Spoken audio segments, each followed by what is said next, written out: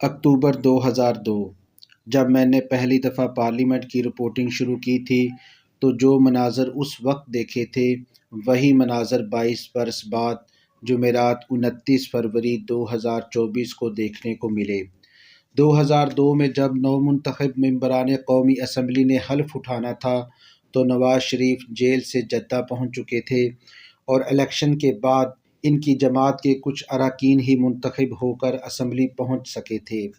چند ایک نے نواز شریف کی تصاویر اٹھا رکھی تھی اور اسمبلی میں ہلہ گلہ اور شور شرابہ بھی کیا تھا۔ اس اسمبلی میں عمران خان موجود تھے لیکن نواز شریف نہیں تھے۔ آج عمران خان اسمبلی میں نہیں ہیں لیکن نواز شریف وہاں موجود ہیں۔ نواز شریف جب جیل میں تھے یا جلا وطن تھے تو ان کے حامی پارلیمنٹ میں ان کے حق میں نعرے لگاتے تھے۔ ان کے ایم این ایز ان کی تصاویر سینے سے لگائے پارلیمنٹ میں پھرتے اور ان سے اپنی وفاداری ثابت کرتے تھے۔ آج خان صاحب کی تصاویر پارلیمنٹ میں نظر آ رہی ہیں۔ یہ تو سب کچھ ہماری آنکھوں کے سامنے ہوا ہے۔ یہ لوگ ایک دوسرے کے ساتھ نہ چل سکے، اقتدار کا نشہ ہی کچھ ایسا ہے۔ دوسری طرف مجھے خان صاحب کی طرف سے آئی ایم ایف کو لکھے گئے خط پر کچھ حیرانی ہو رہی ہے۔ میرا خیال تھا کہ وہ ماضی سے کچھ سبق سیکھ چکے ہوں گے۔ یہ تیسری دفعہ ہو رہا ہے۔ سب سے پہلے انہوں نے خود آئی ایم ایف سے ڈیل توڑی تھی جب وہ وزیر اعظم تھے۔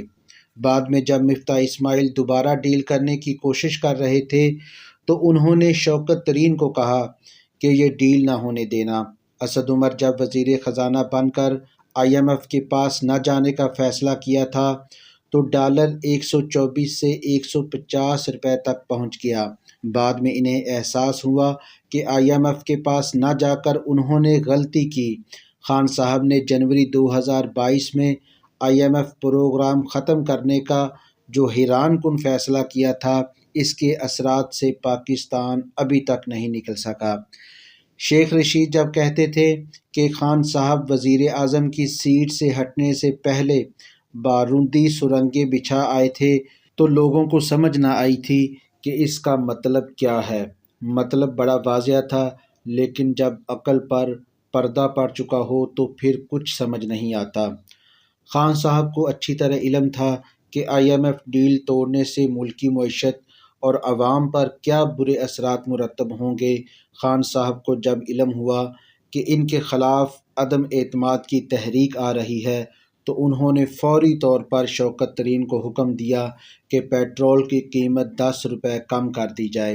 اس سے آئی ایم ایف فوراً معاہدہ ختم کر دے گا، کیونکہ آئی ایم ایف کے ساتھ پیٹرول پر سبسڈی نہ دینے کا معاہدہ طے پایا تھا۔ اب سوال یہ تھا کہ پیٹرول پر سبسڈی کہاں سے دیں گے؟ فوراً ہی ترقیاتی فنڈز کے 250 ارب روپے اٹھا کر پیٹرول سبسڈی میں پھونک دیے گئے۔ آئی ایم ایف پیٹتا رہ گیا کہ یہ کہاں کا اصول ہے کہ پاکستانی عوام کی جیب سے پیسے نکال کر سستا تیل دیا جائے، اشرافیہ کو بھی مہنگا پیٹرول سستا کر کے بیچا جائے، لیکن خان صاحب نہ مانے اور یوں آئی ایم ایف ڈیل ٹوٹی اور فوراً ہی ڈالرز کو پر لگ گئے اور اگلے ایک ماہ میں ڈالر 188 روپے تک پہنچ گیا۔ آئی ایم ایف کی ڈیل ٹوٹنے سے سارے سرمایہ کار ڈر گئے۔ عالمی اور ایشیائی بینک نے پروجیکٹ لون بند کر دیے، جس سے پاکستان کے غیر ملکی زر مبادلہ کے ذخائر مستحکم رہتے تھے۔ ڈالر مہنگا ہونے سے سب چیزیں مہنگا ہونا شروع ہوئیں، کیونکہ پاکستان غذائی اجناس اور تیل تک سب کچھ امپورٹ کرتا ہے۔ یہ سب کچھ ڈالر میں خریدا جاتا ہے۔ یوں ڈالر کا ریٹ ڈسٹرب ہونے سے سب کچھ آسمان پر چلا گیا۔ اوپر سے روس یوکرین جنگ نے تیل اور خوراک کی قیمتوں کو آگ لگا دی۔ رہی صحیح کسر اسحاق ڈار نے پوری کر دی جب وہ مفتاح اسماعیل کو ہٹوا کر خود وزیر خزانہ بنے۔ انہوں نے ستمبر 2022 میں آئی ایم ایف سے ڈیل سائن کرنے کی بجائے 6 ماہ تاخیر کی، جس سے ڈالر 300 روپے کی حد عبور کر گیا۔ اب اگر ڈالر ایک جگہ رکا ہے تو خان صاحب نے پھر وہی کوششیں شروع کر دی ہیں کہ آئی ایم ایف سے ڈیل طے نہ ہو۔ بہت سارے لوگ کہیں گے کہ کیا فرق پڑے گا اگر یہ ڈیل نہ ہو؟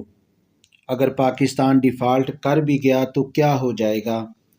پہلی بات یہ ہے کہ خان صاحب اپنے دور میں امپورٹ کو 55-60 ارب ڈالر سے 80 ارب ڈالر سالانہ تک لے گئے، جبکہ ایکسپورٹ 31 ارب ڈالرز تھی۔ 30 ارب ڈالرز اوورسیز کے ملا کر کل 61 ارب ڈالرز تھے ہمارے پاس۔ اب بتائیں 20 ارب ڈالرز کہاں سے لائیں؟ پی ٹی آئی سے پہلے امپورٹ 55-60 ارب ڈالرز تھی، 25-26 ارب ڈالرز ایکسپورٹ اور 20-22 ارب ڈالرز اوورسیز بھیجتے تھے۔ یوں مل ملا کر تقریباً 50 ارب ڈالرز ہو جاتے تھے۔ 5 ارب ڈالرز کا گیپ قرضے لے کر پورا ہو رہا تھا، لیکن جب خان صاحب نے امپورٹ 20 ارب ڈالر بڑھا دی تو ڈالرز پر دباؤ بڑھا اور یہ شارٹ ہونا شروع ہوا، تو ہم نے چین، سعودی عرب، دبئی اور IMF کا رخ کیا اور یوں قرضے بڑھے۔ ایکسپورٹس بھی 5-6 ارب ڈالرز خان صاحب کے دور میں بڑھیں، جب روپے کو 160 روپے تک گرایا گیا، لیکن ساتھ امپورٹس بھی 20 ارب ڈالرز تک بڑھ گئیں اور نتیجہ ہمارے سامنے ہے۔ جو لوگ کہتے ہیں کہ ڈیفالٹ سے کیا فرق پڑے گا، تسلی رکھیں، اس سے فرق ان طبقات کو نہیں پڑے گا جو کوشش کر رہے ہیں کہ ملک جلدی ڈیفالٹ ہو جائے، لیکن عوام مارے جائیں گے۔ ڈیفالٹ کا مطلب ہے کہ آپ کا پوری دنیا سے کاروبار ختم، لین دین ختم، آپ کے اسٹیٹ بینک کے پاس ڈالرز نہیں ہوں گے، اور دنیا سے اگر کوئی دوائی منگوانی ہے، خوراک منگوانی ہے یا تیل اور گیس منگوانی ہے تو پھر آپ کی LC نہیں کھلے گی۔ ٹریول بند، کیونکہ آپ ایئر لائنز کو ڈالروں میں ادائیگیاں نہیں کر سکیں گے، غیر ملکی سرمایہ کار دوڑ جائیں گے اور بے روزگاری کا خوفناک طوفان آئے گا۔ دھیرے دھیرے ملک سری لنکا والے حالات سے دوچار ہو جائے گا۔ ڈالر ریٹ بھی 1000 روپے اور پیٹرول کا ریٹ 500 روپے سے 1000 روپے فی لیٹر تک پہنچ جائے گا۔ مطلب سول وار کا خطرہ کہ نہ تیل، نہ پانی، نہ بجلی اور نہ گیس۔ اس لیے IMF ڈیل ضروری ہے تاکہ دنیا کے ساتھ ہمارا کاروبار چلتا رہے۔ اس دوران آپ ایکسپورٹس بڑھائیں، سبسڈی ختم کریں، قرضوں پر انحصار کم کریں۔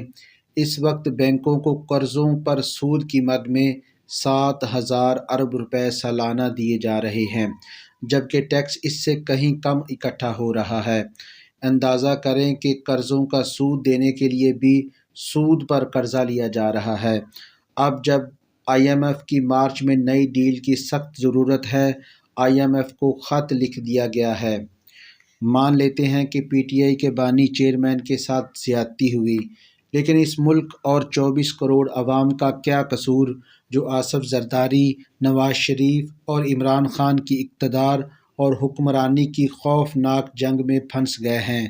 چلیں 24 کروڑ کو چھوڑیں، ان 2.5 کروڑ ووٹرز پر خان صاحب کو کوئی ترس نہیں آتا جنہوں نے انہیں ووٹ دیا، اور وہ پہلے بھی خان صاحب کے IMF ڈیل توڑنے سے متاثر ہو چکے ہیں۔ اگر ملک میں انارکی اور سول وار جیسی صورتحال پیدا ہو گئی تو کیا خان صاحب کے ووٹرز محفوظ رہیں گے، یا خان صاحب اور ان کے حامی خود کو یہ یقین دلا چکے ہیں کہ خان چھیکڑیے اودے بعد قیامتیں۔